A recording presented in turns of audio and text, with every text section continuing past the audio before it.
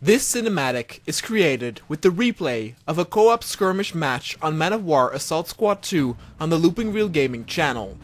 If you would like to see the actual co-op Let's Play footage and want to see more Man of War cinematics on the Konoha channel, then please support us on the Looping Reel Gaming channel by subscribing and sharing our Man of War videos. The link to the gaming channel can be found in the description down below.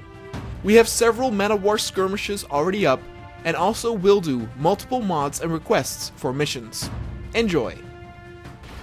The war in the Pacific was raging on for many years. Often battles were held on small patches of land, mostly to take control of small sites like strategic airfields. Most of these would never be used once captured or destroyed by the US soldiers. This particular airfield would have to be taken, and the Americans had prepared a large assault in the past weeks. The issue with taking the airfield was the way towards it. An open area was bound to demand lots of casualties, as they were easy targets, both infantry and armor.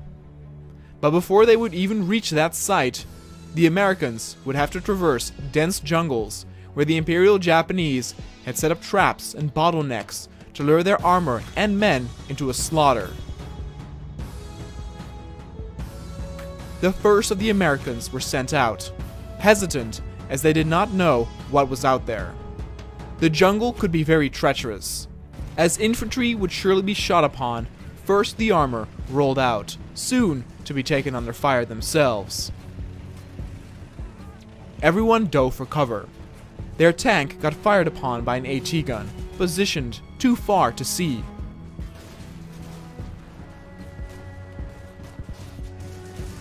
Shortly after, muzzle flashes appeared in the jungle ahead, firing upon the American infantry. The thick vegetation made it difficult to see where the enemy exactly was. The tanks started to cover their troops' advance as trucks headed on over to push the pace.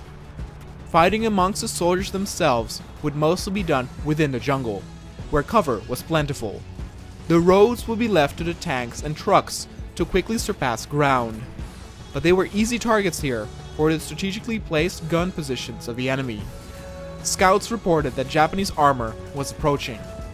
The Japanese tanks in and of themselves were not that impressive. They stood no chance against an American Sherman. But positioned in a place where they could fire before the enemy could return fire would prove effective. Luckily, the crossroads gave way for the Americans to fire back.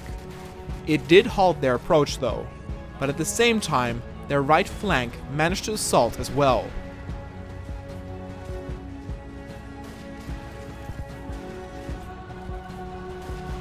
Via a road to the east, another US tank convoy made its way towards the airfield.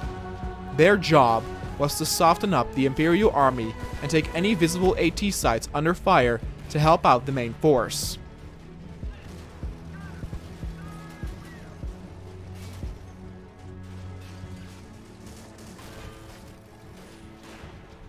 But it proved difficult to actually spot the AT positioned, as they were often hid away, their guns pointed up to be used as far-out artillery.